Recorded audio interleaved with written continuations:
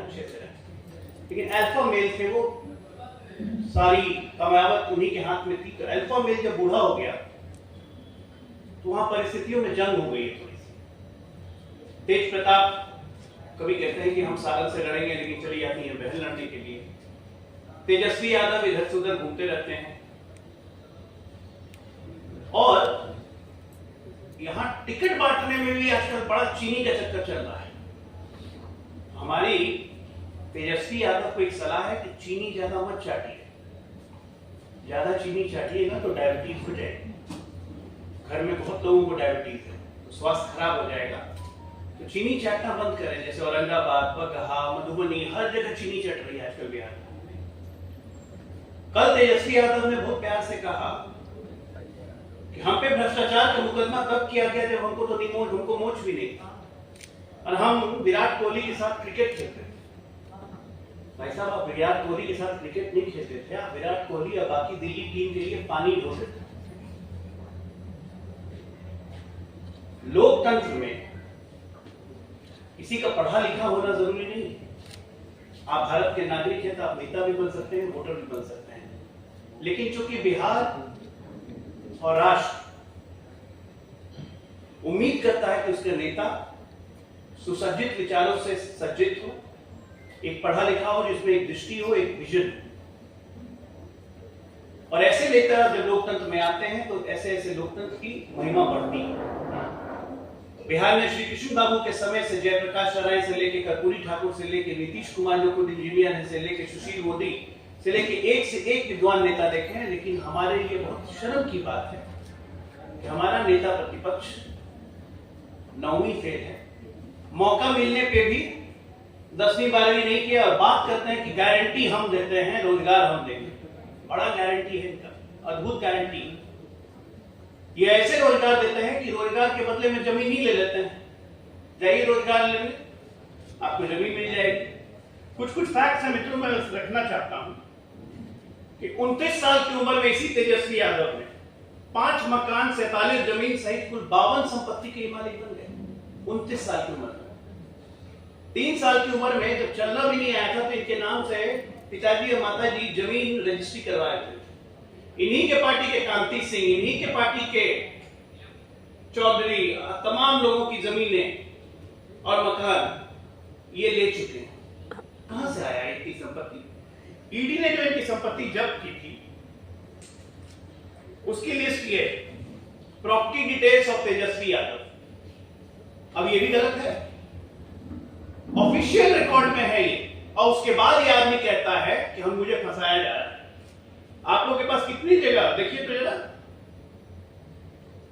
10 कट्ठा 17 दूर फुलवारिया गोपालगंज, उसके बाद 16 कट्ठा, उसके बाद फुलवारी शरीफ में 8 कट्ठा, 1 बीघा फुलवारी शरीफ, 1 बीघा पटना फुलवारी शरीफ, इतनी जमीन है। और तेजस्वी यादव नहीं, तरुण यादव, तेजस्वी यादव और तेज प्रताप यादव का पूरा खानदान चोरी के आकंठ में डूबा हुआ है, और गारंटी देता है यहाँ पे नौकरी और रोजगार की। कौन सा रोजगार आपने दिया है? अरे आपने तो मंगरू यादव तक को नहीं छोड़ा। मंगरू को जमीन दी रेलवे में आपके पिताजी ने, तो उससे भी जमीन ले ली। आज भी मंगरू कहता है कि हम आप जमीन दे दो।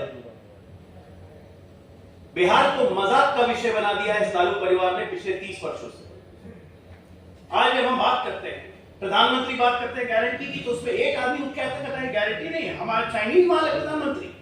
शर्म नहीं आती? चाइना के साथ इनके इंडी गठबंधन के चोर जब गलवान में लड़ाई चल रही थी तो चाइनीज एम्बेसडर के साथ राहुल गांधी डिनर कर रहे थे, और चाइनीज मालों के प्रधानमंत्री घुस के चाइनीज को मारा हमने। हमारे 20 जवानों की शहादत हुई, उनके 50 जवानों की शहादत हुई, और ये मजाक उड़ाते हैं। इसी इंडी गठबंधन के राष्ट्रीय अध्यक्ष कांग्रेस के खड़गे कहते हैं कि 370 का क्या मतलब है राजस्थान में बोलने का। आप मुझे बताइए मीडिया के दोस्तों, बिहार के कम से कम 100 से ज्यादा जवान, हमारे अपने जवान शहीद हो चुके हैं उसी 370 के कारण कश्मीर की धरती पर। तो बिहार के लोगों का 370 से मतलब नहीं है। ना ये राष्ट्र समझते हैं, ना ये प्रदेश समझते हैं। इनके लिए सिर्फ एक मतलब है, भ्रष्टाचार करो, सत्ता में रहो, पैसा बनाए रखो, और भ्रष्टाचारी को बचाओ। सिंडिकेट बना लिया है तो एक भ्रष्टाचारी जेल जाता है, बाकी भ्रष्टाचारी उसके पीछे पापा करने शुरू कर देते हैं। आपके माध्यम से आज मैंने ये सब इसलिए दिखाया है क्योंकि इस आदमी तेजस्वी यादव अद्भुत तेजस्वी, बिना पढ़े लिखे इस आदमी को इतना ज्ञान आ गया कि काम के बदले जमीन कैसे लेना है, काम के बदले पैसा कैसे लेना है, संपत्ति कैसे बनानी है, और अब नया तेजस्वी निकल रहा है, सत्ता में अपने आप को स्थापित कैसे करना है। क्योंकि मैंने बोला ना, अल्फा मेल बूढ़ा हो गया। अल्फा मेल के बूढ़ा होने से ग्रुप में बहुत झंझट होती है, उस झंझट में अपने आप को स्थापित करने की रेस लगी हुई है।